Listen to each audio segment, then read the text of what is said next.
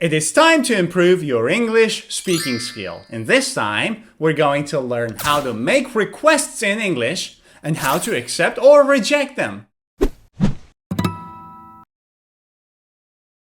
Hello, my name is Maddie from POC English, and in this lesson, we're going to learn how to make requests and how to accept or reject them. So this video is going to be in two different parts. The first part will be about different ways of making requests in English, and the second part will be different ways of accepting or rejecting a request. Plus, I will show you lots of mini dialogues so that you will see how to use the new structures.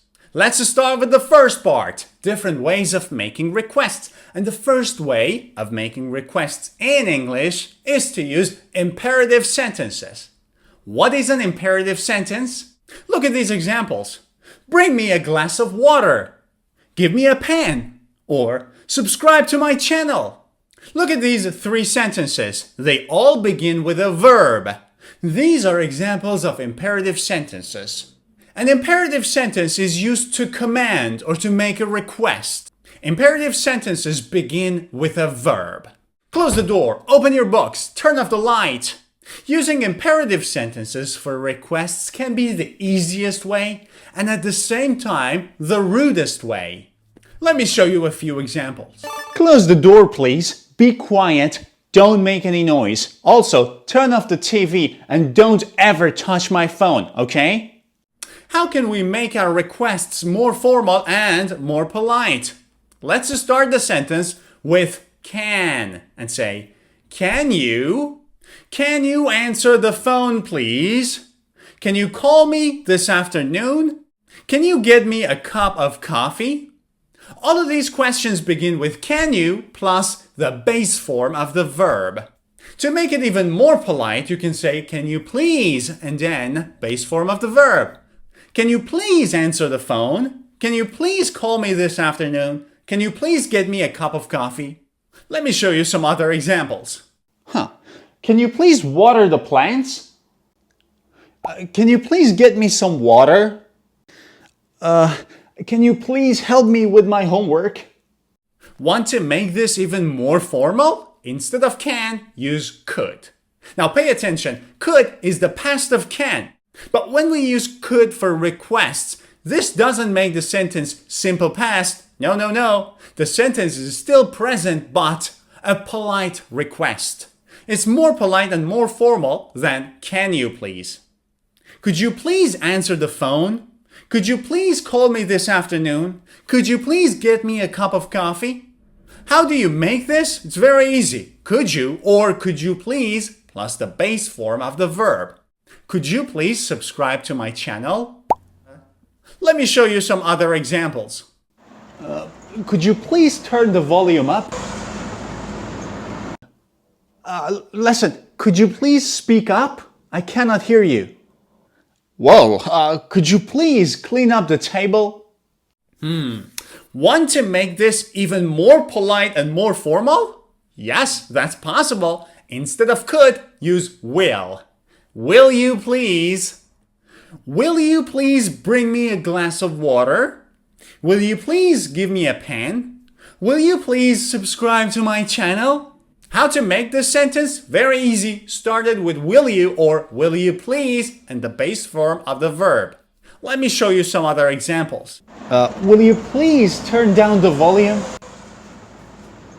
Will you please bring me a glass of water? Oh my God, will you please clean up your room? Guess what? I want to make it even more polite and more formal. How? Instead of will, use would. Would you please? Would you please answer the phone? Would you please call me this afternoon? Would you please get me a cup of coffee? So start your sentence with would you please and then the base form of the verb. Would you please water the plants? Let me show you some other examples. Would you please help me with my homework? Would you please get me a cup of coffee? Would you please scratch my back? We can use would you in another way. Would you mind plus verb in the ing form. Would you mind verbing? Again, this is very polite and very formal. Would you mind answering the phone, please? Would you mind turning down the volume? Would you mind opening the windows? Pay attention to the structure. Would you mind plus verb in the Pay attention to the structure of this sentence. Would you mind plus verb in the ing form. And here's a pronunciation point for would you. When D reaches Y, we usually pronounce it as J. So instead of would you say would you. Would you? Would you please subscribe to my channel? Let me show you some other examples. Would you mind closing the window? Would you mind answering the phone? Would you mind getting the door? And that was the first part of this video, learning different ways of making requests in English, from the least formal to the most formal. Now it is time to move on to the second part of this lesson, but before that, if you want to receive the summary of this lesson and all other lessons that I post on YouTube in a single PDF file so that you can review the lesson whenever you want, you simply have to subscribe to my mailing list. It's for free. How? Click on the link above my head, this side of the video, go to my website, enter your email address, and click subscribe. That's it. When the summary of the lesson is available and ready, I will send it to your email address. Alright, now let's move on to the second part of this lesson, learning different ways of accepting or rejecting a request. If you want to accept a request, for example, somebody asked you to open the window and you want to say, okay, here are a few ways. You can say sure or sure thing. You can say no problem. You can also say of course, or a very interesting one which I really like, you can say consider it done. So to accept a request, you can say sure or sure thing, no problem, of course, or consider it done. Could you please answer the phone? Sure thing. Can you turn the volume down? No problem. Will you help me with my homework? Of course. Would you call her tonight? Consider it done. Well, there are many different ways of rejecting a request and saying no. I'm going to divide them to informal, semi-formal, and formal. If you want to reject a request in an informal way, for example, when your friends ask you to do something and you want to say it's not going to happen, you can use these phrases. You can say, no way. No way, which means I am not going to do that, my friend. You can also say, that's not gonna happen. That's not gonna happen. And you can say, in your dreams. In your dreams. Let me show you some examples. Can you answer the phone? No way. Hey, turn the volume down. That's not gonna happen. Go get me a cup of coffee. In your dreams.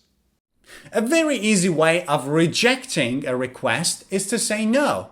But saying no alone is kind of awkward, right? You want to come up with some explanation why you are rejecting the request. So you can use these two semi-formal structures after no. So you can say no, but why? It's just that. It's just that, and then you come up with a reason. Or you can say no, the thing is, and then you come up with the explanation. No, it's just that. No, the thing is, let me show you some examples. Hey, turn the volume down. No, it's just that this is my favorite show. Will you close the windows? No, the thing is, I'm actually hot. What if you want to say no and reject a request, but in a formal way? In this case, you can use this phrase, I'm afraid.